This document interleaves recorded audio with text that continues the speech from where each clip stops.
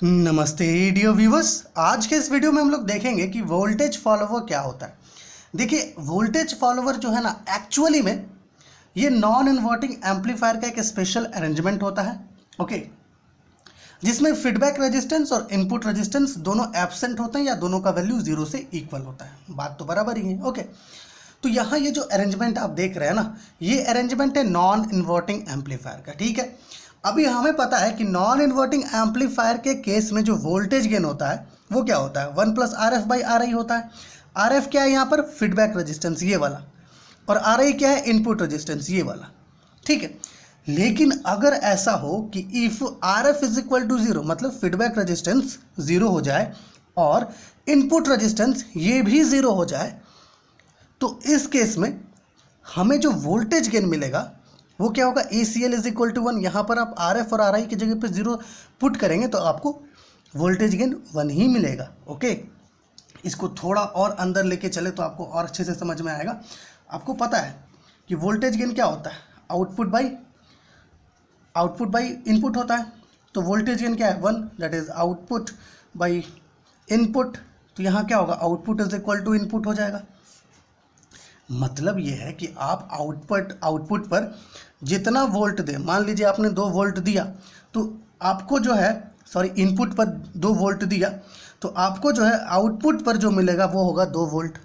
जितना आप इनपुट देंगे उतना ही आपको आउटपुट पर वापस मिल जाएगा। ओके, तो इसको कहते हैं वोल्टेज फॉलोवर। जब भी आउटपुट जो है ना इनपुट सिग्नल वोल्टेज को फॉलो करता है तो उसको हम लोग कहते हैं वोल्टेज फॉलोवर। और चूंकि इस केस में जो वोल्टेज फॉलोवर है, इस केस में इसका जो गेन है, वोल्टेज गेन, वो 1 से इक्वल है, इसलिए हम लोग इसको यूनिटी गेन बफर भी कहते हैं। क्या कहते हैं, यूनिटी गेन बफर भी कहते हैं,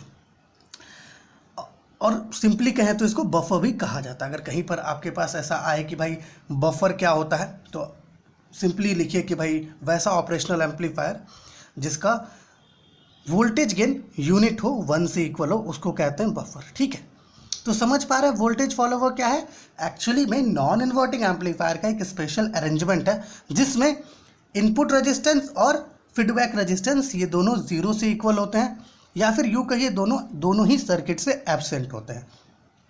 उस केस में हम लोग जो भी इनपुट देंगे, है ना, वही चीज़ हमें आउटपुट पर मिल जाएगा। जैसे कि यहाँ पर 2 वोल्ट दिए तो आउटपुट पर भी 2 वोल्ट मिल गया, है ना।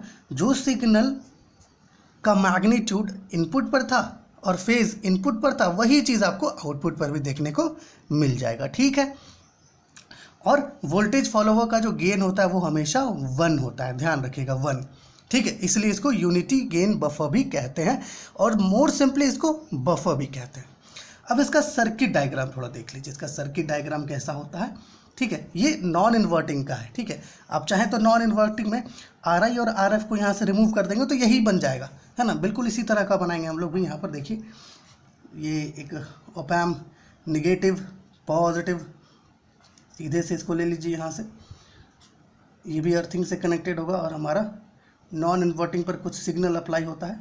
ओके, और यहाँ से आउटपुट, यहाँ से फीडबैक। ठीक है, देख रहे हैं फीडबैक रेजिस्टेंस क्या है, 0 है, और इनपुट रेजिस्टेंस ये भी 0 है। ये क्या है, सर्किट डायग्राम किसका, वोल्टेज फॉलोवर का।